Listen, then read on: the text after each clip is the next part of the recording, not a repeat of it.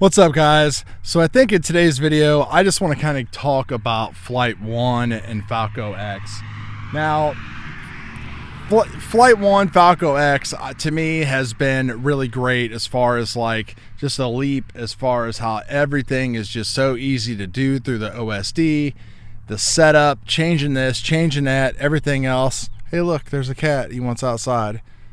Spanky. No, he must have just got done eating. But you know, the hardware and stuff like that has always just left something to be desired. I've had like probably a 50% failure rate on Revolt OSDs. I haven't even touched the Revolt OSD lights yet because I've seen so many people having problems with those. So this one here is great. Hobbywing 60 amp ESC.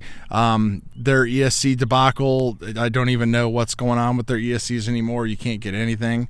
But the amazing thing is that this diatone that's flashed with Falco X and my Toothpick 3 build that was flashed with Falco X was just great. So I mean, when it comes to their software, it's just freaking fantastic, but the hardware and everything is just kind of leaving everything to be a little bit to be desired. So I won't be doing another Falco build definitely until they get I lost a pad there, until they get some the new H7s and stuff, which who knows when that's going to be with everything that's shut down and locked down and everything. But I just want to show you some really cool stuff. You know, over the past 6 months, how the software is developed and everything. Betaflights did a lot of good stuff on their end. Falco X, though, and Flight 1 has really just been reborn. It just really is. You know, it's funny to see some of the influencers have a hard time even giving them the credit that they deserve, because they deserve a lot of credit, because it really does fly great, especially on this thing. Just flashing it or any of the F411 targets and just picking a tune and just kind of dealing with it, working things out a little bit, and you'll be all good. I'll throw some video on here of like this spin control.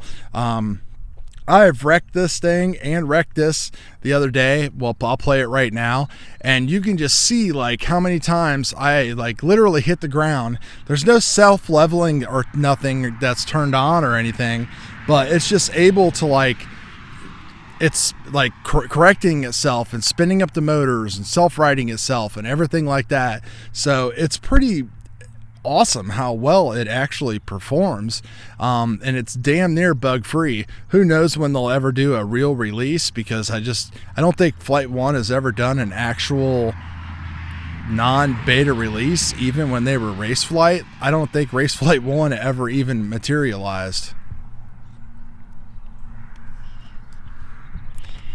By the way, guys, I'm still loving the Tango 2.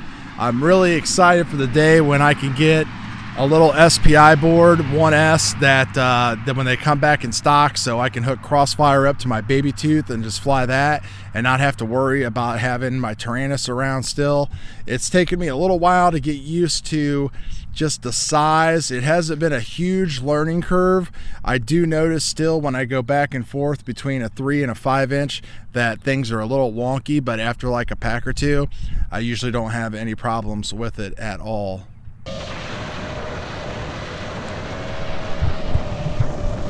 So now that we've taken a look at how these things will recover as far as like when they're out of control, we'll just take a look at some actual GoPro flight footage here, and you can just see just how enjoyable the flight is when it comes to this rig in particular, because it's a little bit heavier. It's more of like your cinematic rig, and I'm just, you know, it flies so smooth and so well. Hard to do like really aggressive freestyle just because of the size and the weight. It definitely needs like a 50-60 gram diet at the least to really wake it up. But what it does when it is in the air is just incredible.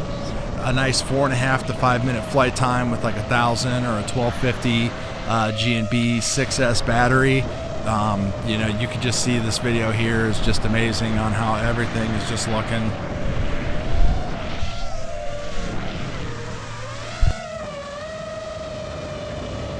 So they keep on bringing it with the software, the development. They're up to doing things with like GPS now. They just keep on rolling out stuff left and right. and it gets better every time. It's not like the old days where they would put out a version and something would just like be completely broken. And it's really good that they kind of slim down the code to make it easier for them to make changes that way. You know, Betaflight still has a lot of people that are putting development and their own little kind of twists and stuff like that into it. And, you know, the configurator, even with the sliders and stuff like that, is still way confusing for like new people, which is why I think something like this Mamba, now their Hey Tina Whoop and stuff like that, is just super popular and should get a lot more credit than it deserves, just because I think it's one step closer to getting people into the hobby, which, you know, this is not an easy hobby to learn. A lot of us take this stuff for granted, but I've been doing a lot of stuff with Betaflight and everything recently too, so got a lot of time to kind of mess around with stuff while we're in lockdown.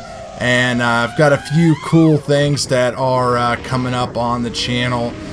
Some just basher quads that I've made. I'm really just kind of just into those right now. Just not worrying about GoPro footage or nothing like that. Just building quads that are like super fun.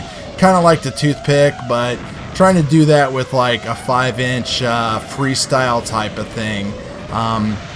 Maybe even try to do something that's a little bit lighter that will give me something more of a GoPro cinematic quad that we used to fly a couple years ago with the sessions and stuff like that.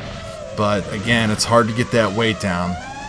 So anyway, quick Falco X update video. Still can't recommend that 339 enough for 150 bucks, guys. So let me know how you're doing. Let me know what you're flying. We'll talk to you guys later.